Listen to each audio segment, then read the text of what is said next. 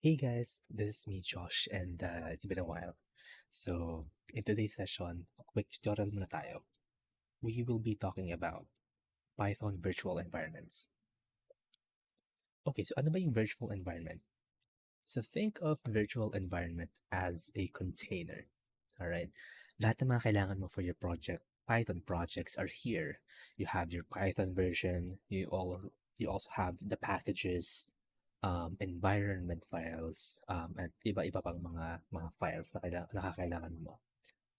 Alright, so what's nice about virtual environments is that it's not influenced or affected by any upgrades na ginagawa mo sa labas ng container na yon. So for example, I have here two Python environments. One is called Pandas 1 and the other one is called Pandas 2. They actually have the same version of Pandas. They have Python version or Pandas version 1.5.3 and the other has the same version. So try natin.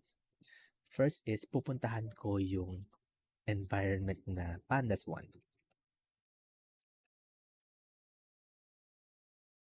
And for us to activate it in Windows, uh, kailangan natin puntahan itong path na to kay sa ating console. Ayan. So I'm using PowerShell in my console kaya kailangan ko is yung PS1, activate.ps1.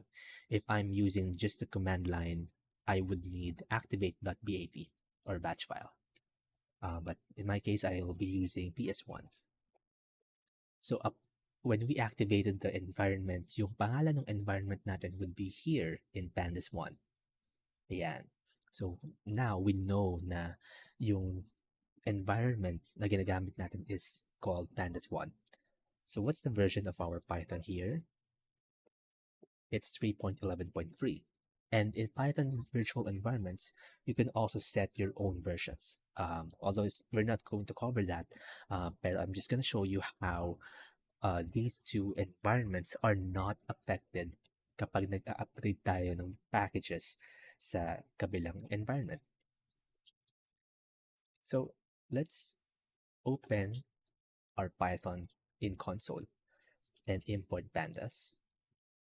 Speedy. There you go. At kukunin natin yung version niya.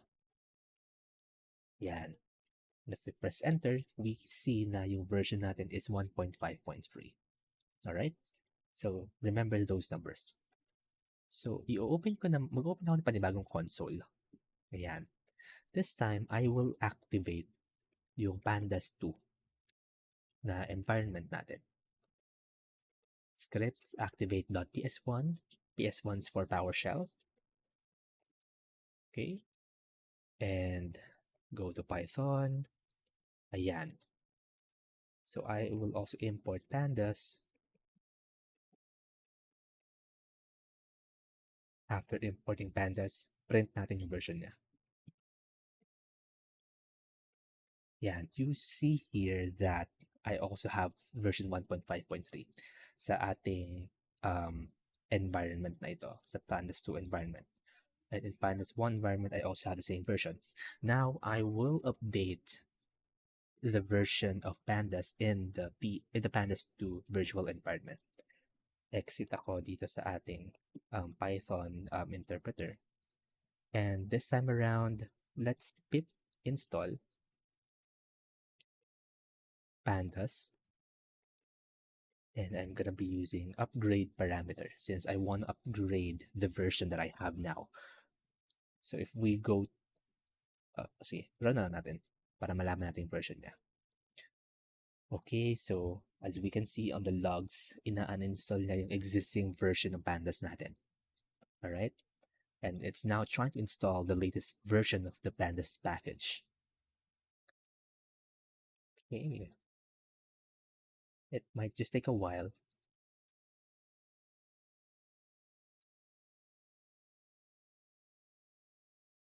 Alright, there you go. So I have now successfully installed pandas 2.1.3. Okay, so kung pupuntahan ko ulit yung interpreter ko kay Python, i-clear muna natin siya para malinis ang ating screen. At kung pupuntahan ko ulit yung interpreter natin, import pandas cd. And if we print the version, okay, medyo matagal ang aking laptop today. Ayan, oops, there. So let's print the version. We now have version 2.1.3 in my Pandas 2 virtual environment. Pero kung babalik ako dito sa aking Pandas 1 virtual environment, I should still have the same version ng Pandas 1.5.3. So lumabas ako dito sa aking Python interpreter, pasukin ulit natin siya, import ko ulit si Pandas, and i-print natin yung version ni Pandas. There. So you can see na yung version natin ngayon is still 1.5.3. Okay, so what's the sense of using an environment in Python? So that we know na hindi siya naapektuhan ng mga installs or upgrades nyo sa ibang mga directories or ibang sa labas ng mga virtual environment na to. So what's the sense of having virtual environments? Virtual environments are helpful if you need to use certain packages versions. I've had this experience before na I am working on an API and wala akong version environment doon. So, of course, lahat ng mga upgrades ko, lahat ng mga pip install na ginagawa ko, they are done overall sa lahat sa kabuuan ng computer na yun.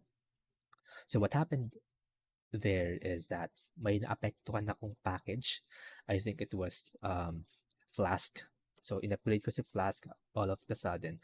Tapos, yung mga dependencies ni Flask ay nagkaroon ng mga conflicts kasi si Flask na bagong version ay nakadepende doon sa bagong version ng dependent niyang na package. Pero when I updated Flask, it didn't update that dependencies na meron siya. So, the ending is nagkaroon ako ng mga issues doon sa API na yun. So, yeah, it's important if you want to ensure that you are using the same exact version of the packages and even the Python interpreter itself. So should you use Python virtual environments?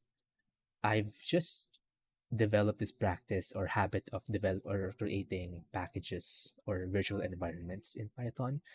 I must say that it's really important that we have virtual environments in all of our projects kasi we just control the versions that we have plus yung mga packages na kakailangan nila natin. And any updates that we do outside the virtual environment, hindi sila maapektuhan. Kasi yes, it's good that we update our packages every now and then, but we have to update them in the way na walang magkakos na problems sa ating project. So some upgrades can break the dependencies of the project or of the package to a dependency, right? So for example, si Pandas, it's highly dependent with NumPy. Kunwari, nagkaroon tayo ng Pandas version 3 na hindi na siya fully reliable kay NumPy, pero ibang package na yung ginagamit niya.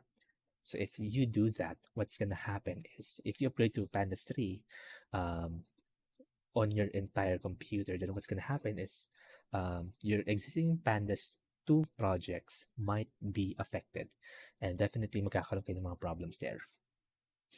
So yeah, that's just all that I want to say. And one last thing siguro that I want to discuss is dito nyo magagamit yung tinatawag nating requirements.txt. So let me open a new file. So it's just going to be a text file. And this file would have the list of the packages that I need. So let's say I have pandas. I will also be needing NumPy. Although pandas would already install NumPy kapag ka-install mo si pandas first. before NumPy, so you should not have any problem there. But let's just do it for the sake of demo. I will also be installing matplotlib. I think pandas also installs matplotlib and sklearn there. So these are the packages that I want to install in my device or in my virtual environment. So if I want to specify a version in these packages, I just have to put in double equal sign here. Tapos yung corresponding version na kailangan natin. Let's say 2. Ano yung ginamit natin kanina? It's 2.1.3. And for NumPy, sige, let's import NumPy. NumPy dot underscore version. Yan, 1.26.2. Oops, I forgot the equal sign. Matplotlib and sklearn, let's keep them that way. But for sklearn, let's add 1.3.0. For matplotlib, sige, sama ko na rin. Matplotlib. Oops, wala pala siya matplotlib. Anyway, that should be fine. Okay. So this is going to be our requirements.txt. So to save ko siya as requirements.txt. Ayan. Okay. I will also show you how to create a virtual environment in Python. Sige, close ko siya. There. Gawa tayo ng bagong console or terminal. And this time, gamitin natin yung command prompt para mapaikli ko lang yung prompt natin. Deactivate. Later, I'll discuss this. Okay, then prompt $G, and that should shorten our prompt. Ayan. At lakihan natin siya. There we go. Okay, so in this prompt, again, I'm using the command or the DOS na command line. So we will be making our own virtual environment. So let's call Python -m since gagamit tayo ng module dito. And the module that we will be using to create a virtual environment is what we call venv. So venv is a default package ni or module ni Python for creating virtual environments. So if you want to make your own environment, then you just call Python -m and venv. After that, you have to put in the name of your virtual environment. In my case, let's call it data science. Since yung mga packages na meron tayo kay requirements.txt are all data science packages. Okay. And let's run that. Nakikita natin sa left side ay may na-create na directory containing that's called data science. And if you're using Visual Studio Code or VS Code, makikita mo rin tong ganitong message box. You can ignore that, but it's actually good to put or select yes. Kasi it automatically detects or uses that environment every time that you open Visual Studio Code kapag nandito ka sa project directory nito na Python environments. Alright. So, our new virtual environment is now completed or created. Ayan. At itong requirements.txt, nandyan lang siya.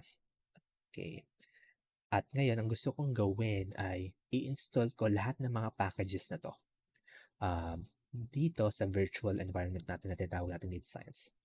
Okay? So how do we do that? So first is we activate the virtual environment.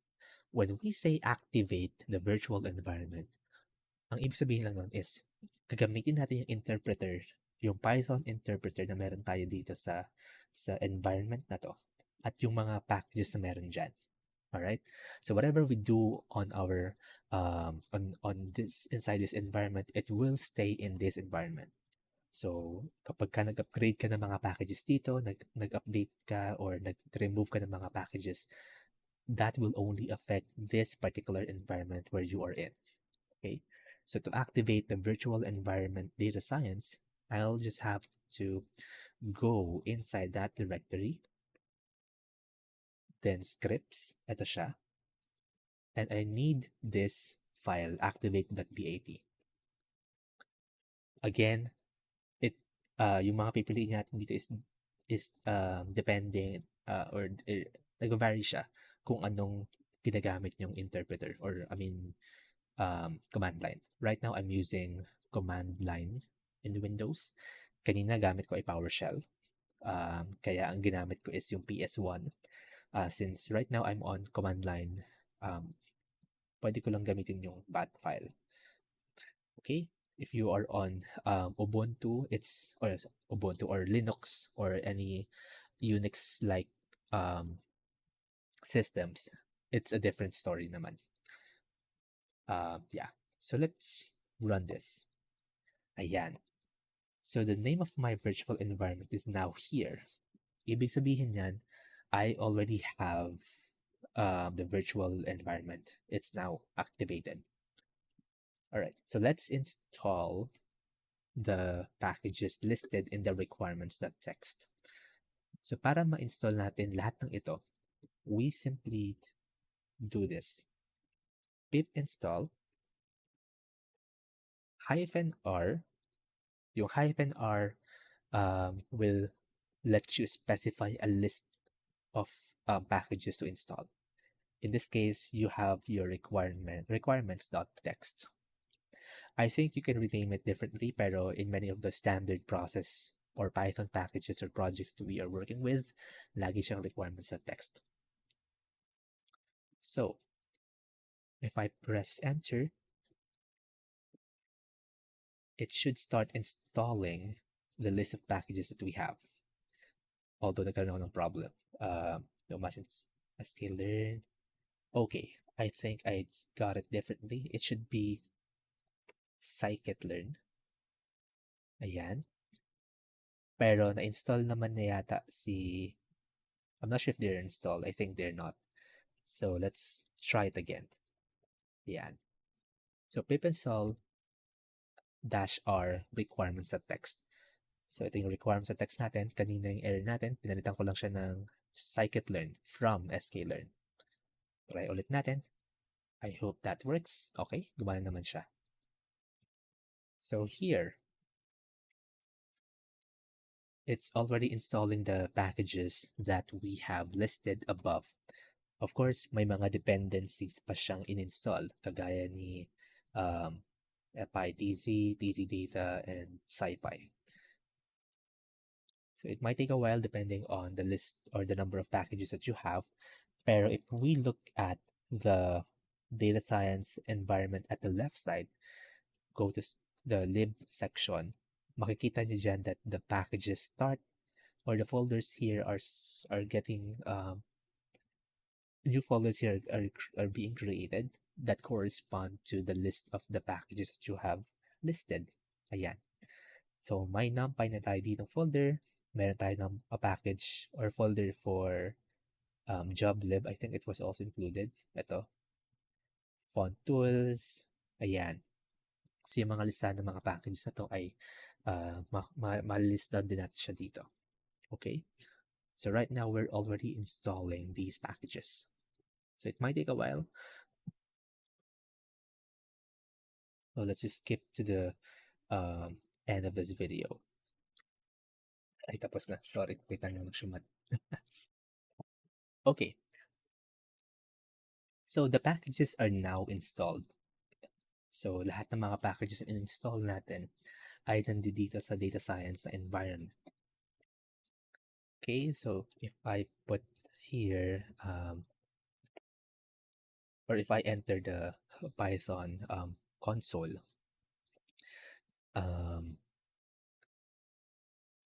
I can simply import sklearn, pandas, matplotlib,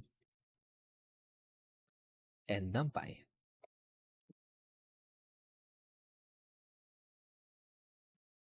Yan, titignan natin yung mga versions na meron tayo dito.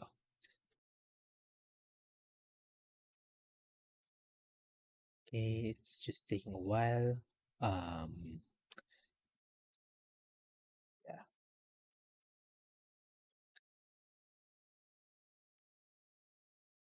Okay, so medyo matagal siya.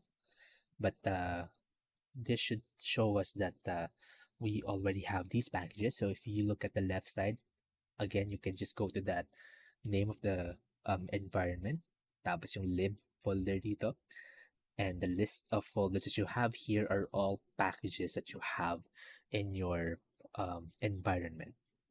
So you have your pandas, numpy, matplotlib, and sklearn should be here. Yeah. If you have used Node, um, Node.js before, parang ganito yung concept niya of installing packages. There you go. So if we print out the version of sklearn, we have 1.3.0, which is the same as what we have um, here, 1.3.0. For pandas, let's try. Ayan, 2.1.3. So, parehas sila dito. And for numpy dot version 1.26.2, tama naman. And last but not the least is yung kay matplotlib dot version 3.8.2. We don't have any numbers here or any version number here. So Python should install the latest version of matplotlib. All right. So to exit the console of Python, gamit na tayo ng exit function. And here we are still inside the data science virtual environment. And to exit out the virtual environment, just put in the keyword deactivate. At nandito tayo sa ating main console. So that's just a quick tutorial about virtual environment. So again, it's good that you have your own virtual environment for your projects in Python. This way, you should not be affected or your packages won't be affected by any upgrades na ginagawa sa labas ng inyong virtual environment. So this is also nice for you to always control the versions that you have inside your project. So that's just all, and I hope that you've learned something today. See ya.